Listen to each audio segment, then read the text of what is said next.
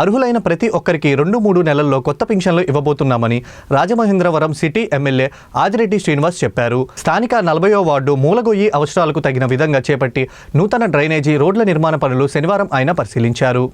అలాగనే ఆ ప్రాంతంలో చేపట్టవలసిన అభివృద్ధి పనుల్ని అధికారులకు సూచించారు. ఈ సందర్భంగా స్థానికులు తమకు పెన్షన్ రావటం లేదని చెప్పడంతో ఎమ్మెల్యే ఆదిరెడ్డి వాసు స్పందిస్తూ అర్హులందరికీ కొత్తగా పెన్షన్లు మంజూరు చేసిస్తామని చెప్పారు.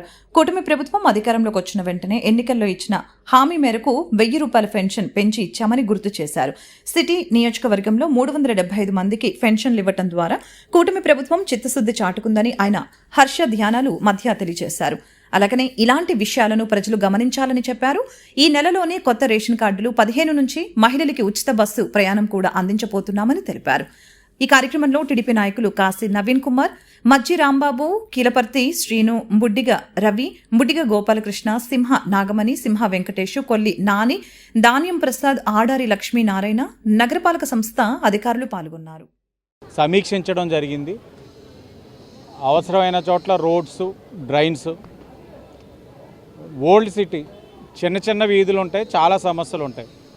వేసేటప్పుడు అందరితో చర్చించి అందరికీ కూడా ఆమోదయోగంగా చేయగలిగితేనే అభివృద్ధి కార్యక్రమాలు ఇక్కడ సాగుతాయి. అవగాహన కలిగిన పార్టీగా మరి వాళ్ళందరితో కూడా చర్చించి 2-3 రోడ్స్ ఇప్పటికే ఒక కొలిక్కి రావడం జరిగింది. మిగతాయి కూడా ఫర్దర్గా సమీక్షిస్తూ ఉన్నాం. దాంతోపాటు ఇక్కడ ఇప్పుడే కొంతమంది ప్రజలతో మాట్లాడడం జరిగింది. గత 5 సంవత్సరాలుగా వైఎస్ఆర్ కాంగ్రెస్ పార్టీ అధికారంలో ఉన్నప్పుడు ఒక్క కొత్త పెన్షన్ ఇచ్చిన పాపానికి పోలా. కూటమి అధికారంలోకి వచ్చిన తర్వాత ఈ సంవత్సరంలోనే కేవలం ఈ నియోజకవర్గంలో 375 కొత్త పెన్షన్స్ ఇవ్వడం జరిగింది. 375 కూడా ఎలాంటివంటే పెన్షన్ తీసుకుంటున్న ఇంటి పెద్ద మరణించిన తర్వాత ఎవరి యొక్క ప్రమేయం లేకుండా తక్షణమే ఒక 15 రోజుల వ్యవధిలో వారి యొక్క నామినీకి పెన్షన్ ఇచ్చే కార్యక్రమం కూటమి ప్రభుత్వం తీసుకుంది. అంటే ఒక పెద్ద మనసుతో ఆలోచించారు గౌరవ ముఖ్యమంత్రి గారు.